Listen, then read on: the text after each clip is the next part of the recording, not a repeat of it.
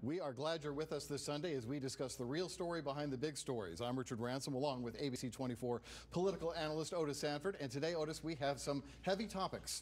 Richard, it was one of those weeks that's perfect for this show because a lot of earth is moving below the surface on a number of fronts that no one else except us will be talking about. Yeah, no kidding. But we are going to talk about movement now going on at the local and state levels, starting with the power fight over at MLG&W.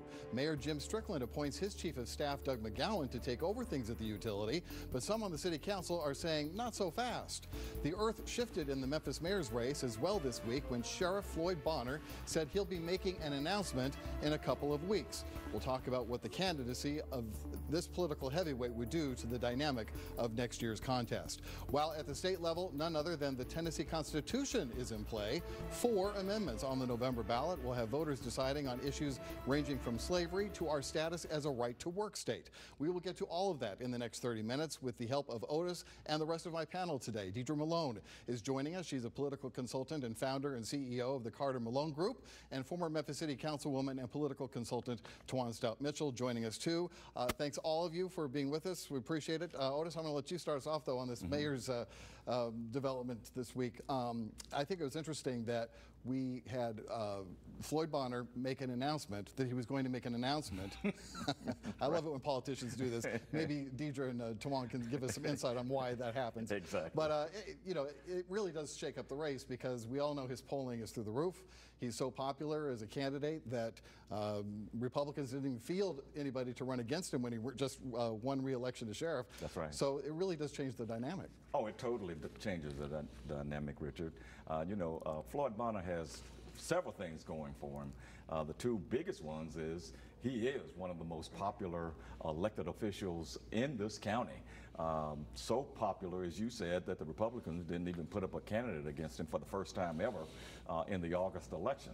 The second thing he has going for him is that public safety and crime is going to be the #1 issue on the minds of Memphis voters as we go into next year's election.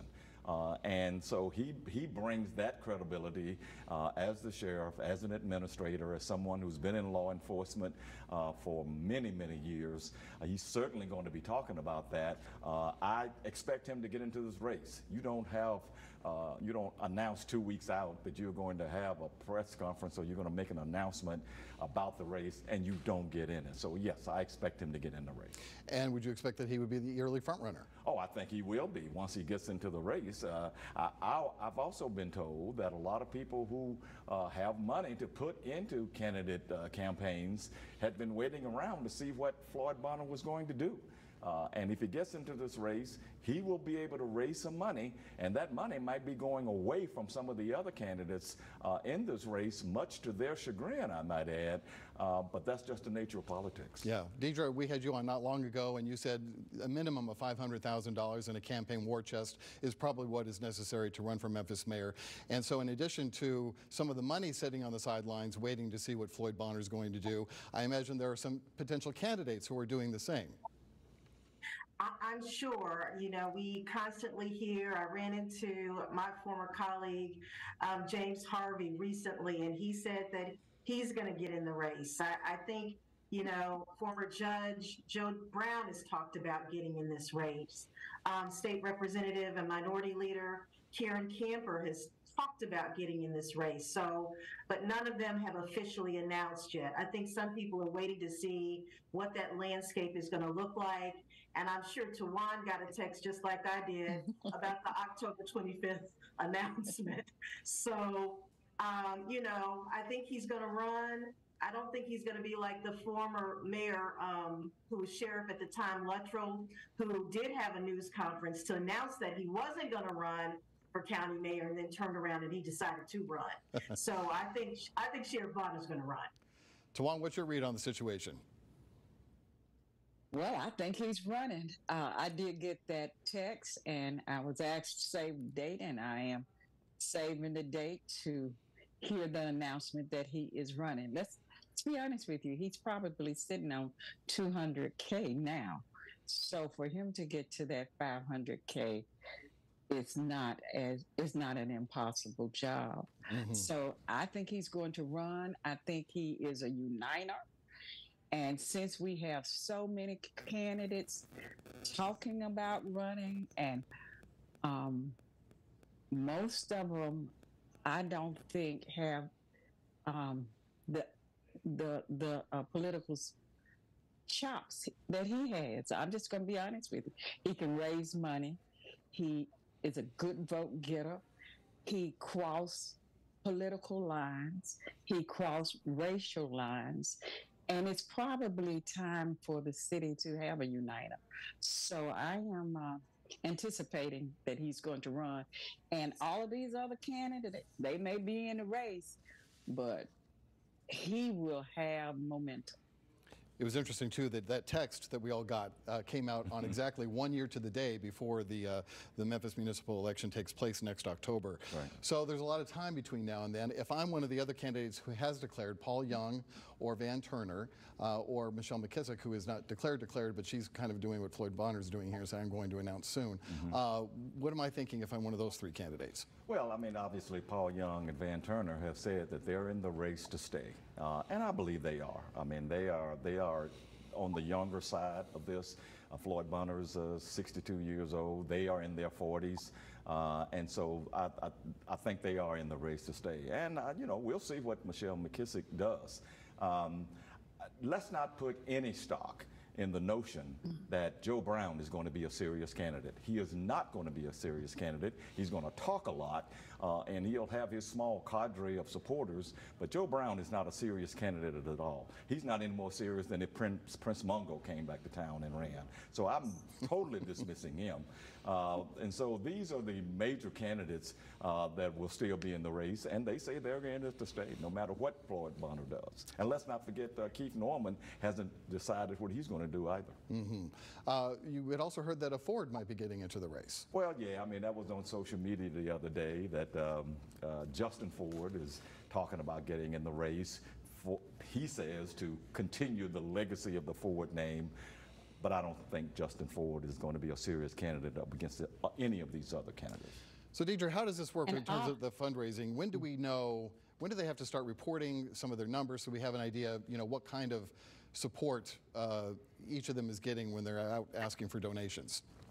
So before I answer that, Richard, I also heard, this is a new name, and Tawan, you may have heard this one, Cheyenne Johnson. I have. Okay. I heard Cheyenne Johnson is seriously considering a run too. Who's a city councilwoman? Who's a city councilwoman and has run countywide for assessor, once or twice. So, and represents half of the city. So, yeah. So, go ahead, T. I think there lies the confusion, Dee, because the voters, like me, are tired of all the names.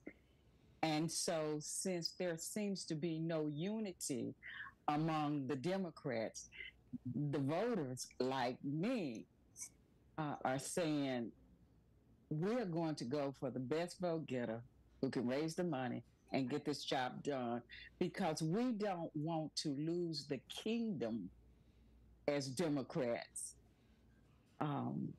trying to feed egos of who's going to be the next king. I hear you, Tawan. And to Richard's point, you know, Floyd Bonner has told me, he said, you know, I've raised $20,000 in 1 week, constantly. So, you know, he's already shared that he can raise that money.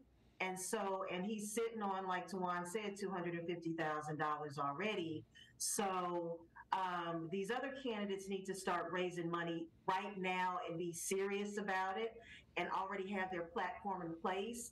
You know, if they've announced and they have a treasurer, they can start raising money now. And the Election Commission already has when they have to start filing their financial disclosures. So if I've announced, I'm raising money like crazy now, calling everybody, trying to lock people down, and even saying, you may be with Floyd if he decides to run, but, you know, bet on me too. Make a contribution to my campaign and try to raise as much money as I possibly can. And another thing, Richard, that Floyd Bonner has going for him is the fact that he has pretty good relationships in Nashville. He has a decent relationship with the governor because the governor, I think, had appointed him to a couple of task forces. So he's always up there, and he can tout that relationship as another asset when and if he gets in the race. I'm saying when he gets into the race. Now, let me suggest something that might not be going for Floyd Bonner. Okay. He doesn't live in Memphis. Right. There is That's that little as ring. easy as buying a house. No, my understanding is I'm heard he's buying a house too, and really the courts and the election commission have really said in recent years they don't really care that much about that. I do think that the voters will care about it, so he's going to have to come back into the city. Same thing with Van Turner. That's right, he doesn't either. He's in Exactly. unincorporated Southeast Shelby County. So there you go. That's something that will come up, obviously. Oh yeah, and they need to do that. They need to get back into the city if they're going to, even if it's an apartment, they need to be in the city to be the mayor of the city. No All right. I'm going to leave it there on the mayor's race. I know we'll be talking about this for weeks and weeks and weeks, Yes, but let's talk about MLGW, which we've been talking about for years and years. We'll take a break. We'll be right back.